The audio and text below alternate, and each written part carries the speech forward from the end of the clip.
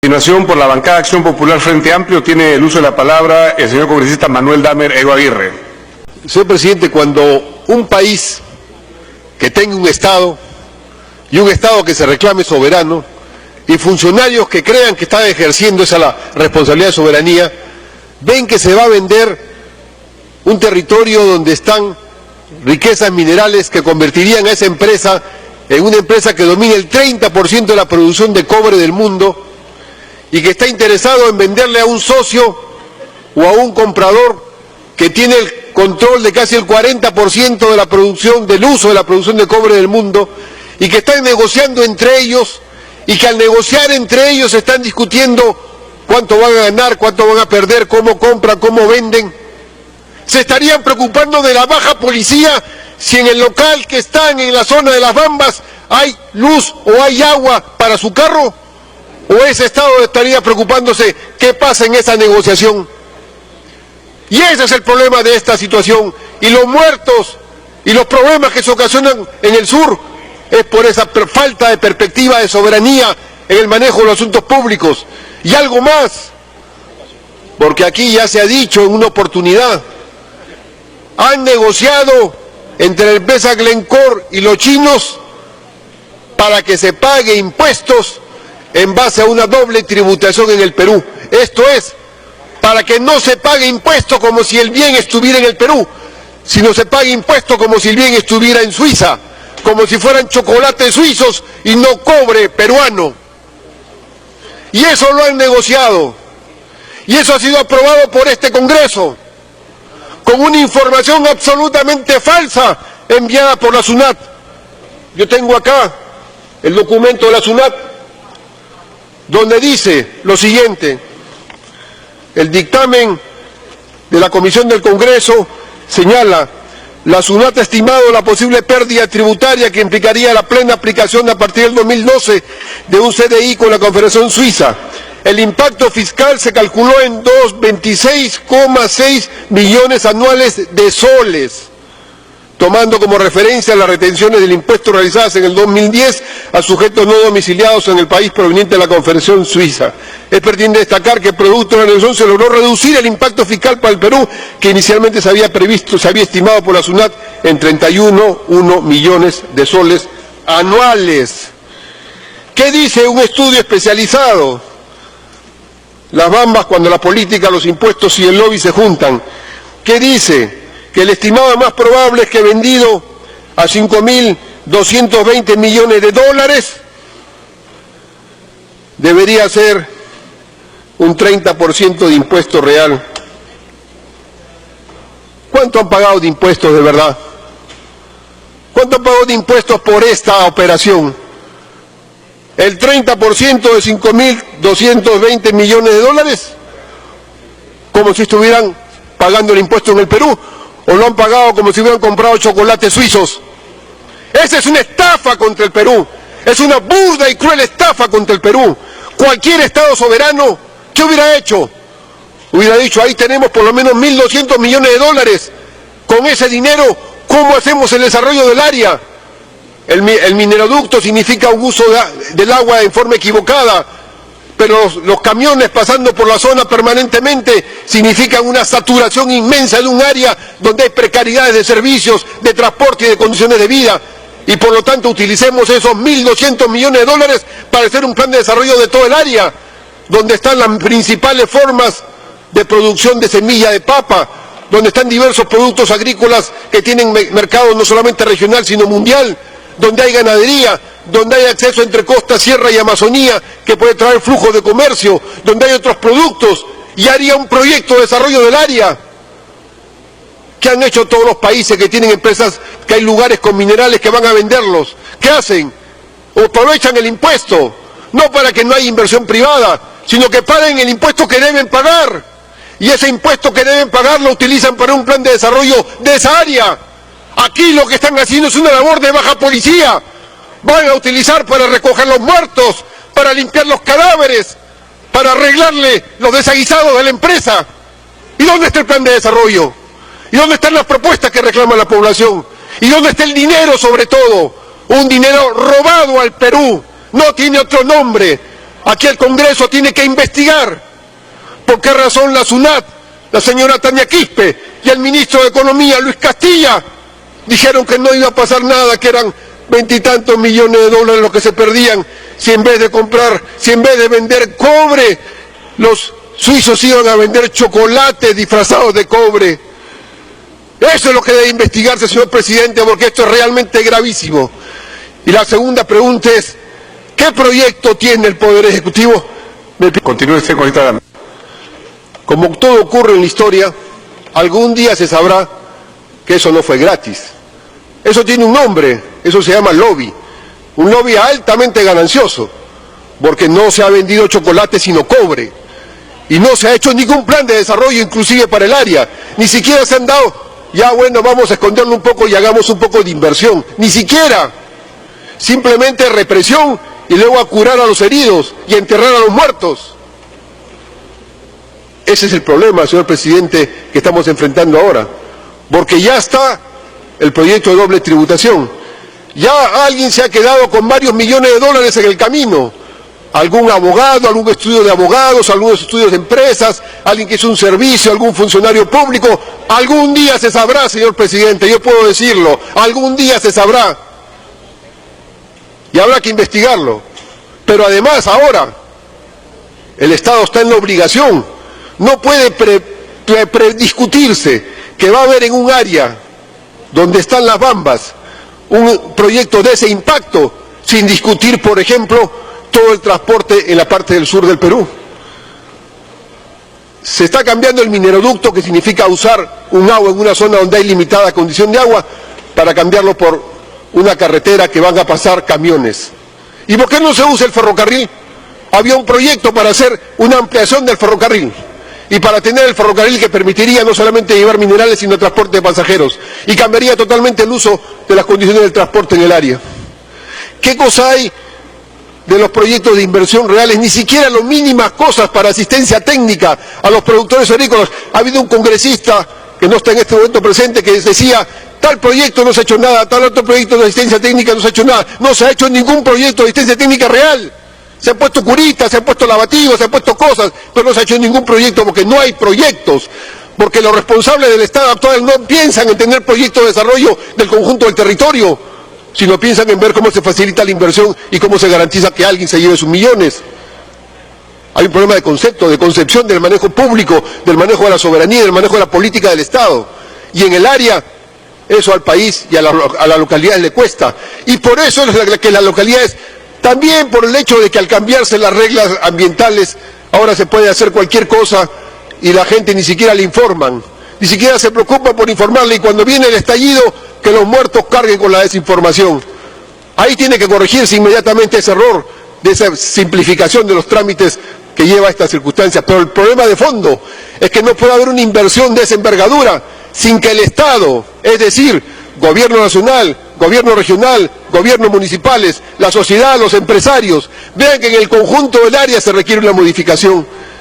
Porque ¿qué vamos a tener? Ya está diseñado con este proyecto que va a ser Matarani el gran puerto minero del sur del Perú. Y por lo tanto Matarani no puede ser un puerto petroquímico si no hay otro puerto al costado. Y el otro puerto similar, complementario a Matarani, es Silo. ¿Cómo va a estar la petroquímica? Eso tiene que discutirse, tiene que verse. Hay un problema de abastecimiento de energía eléctrica.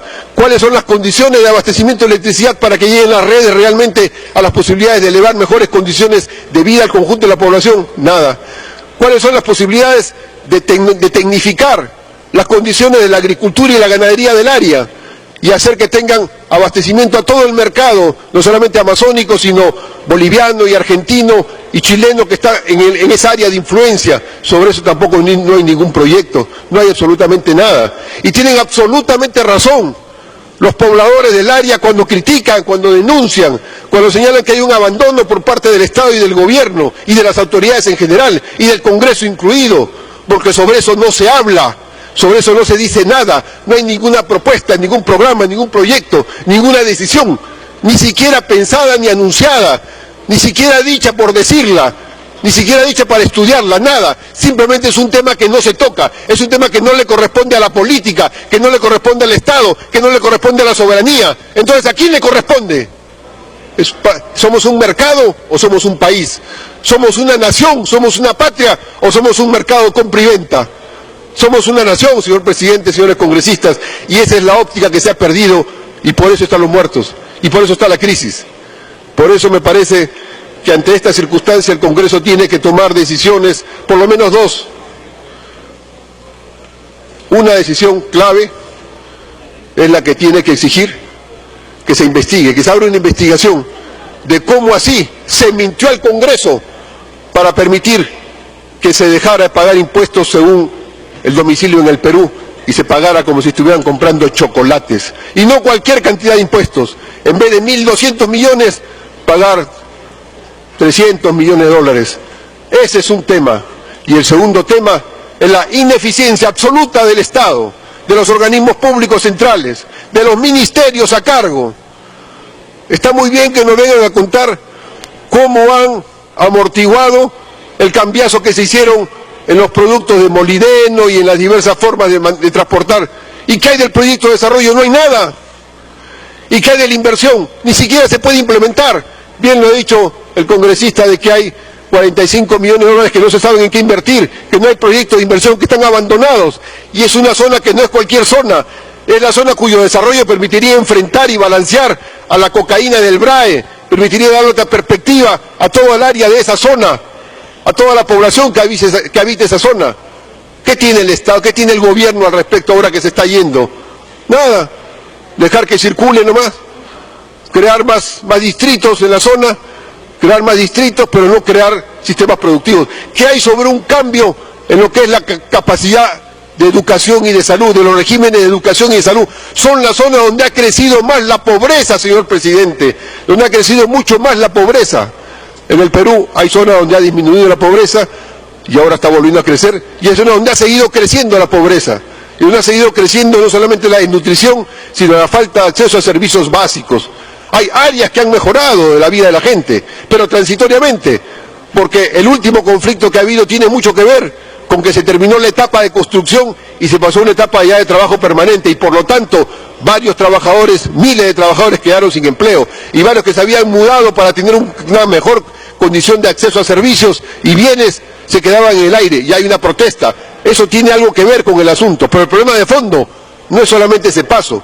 El problema de fondo es que al momento que se diseña el proyecto, el Estado abdica de sus responsabilidades, porque esa no es una responsabilidad de la empresa privada.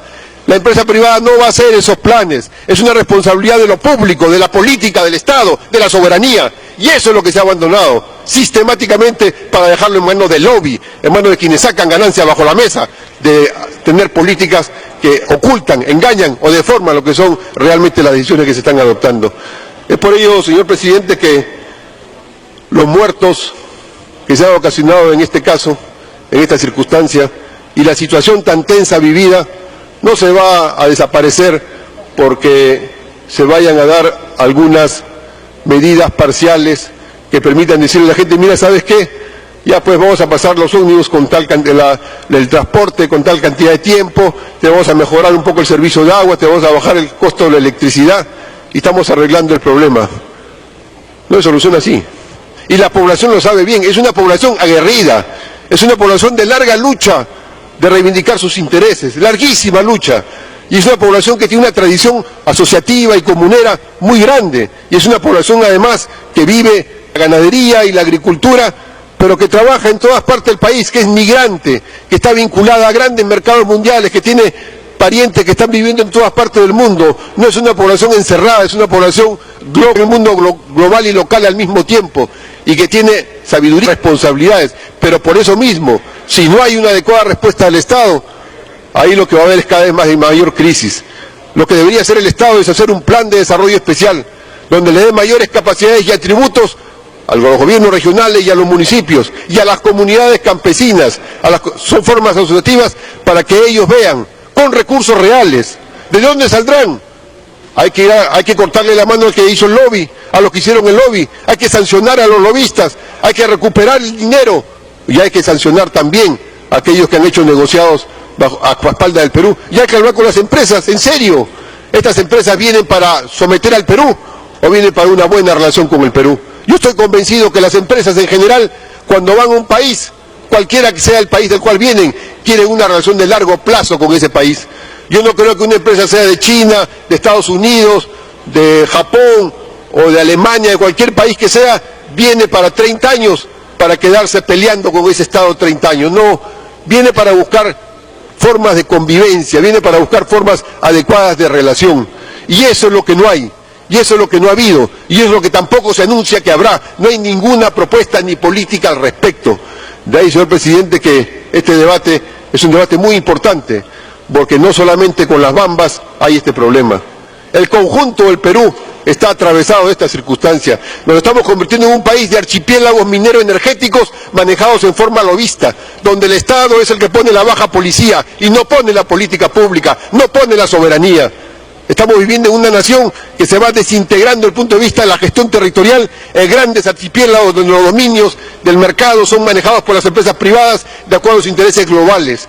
Y creen que el Estado está en la obligación de respetarle la baja policía, cuando el Estado está en la obligación de establecer condiciones de soberanía con esas empresas para que ellas estén trabajando bien durante 20 o 30 años, pero respetando las condiciones de desarrollo que el país reclama y que el país necesita. Lamentablemente, este gobierno, que fue elegido con una bandera para hacer la transformación, no la hizo, y ahora ha generado la composición de ese país de archipiélago minero energético, de ese país de archipiélago extractivo sin valor agregado, sin transformación local, sin mercado, sin mejores condiciones de vida, sin derechos de los ciudadanos, sino simplemente de derechos de algunos cuantos grandes lobistas que le dan la renta estratégica que se la lleven y el resto del país que vea cómo sobrevive.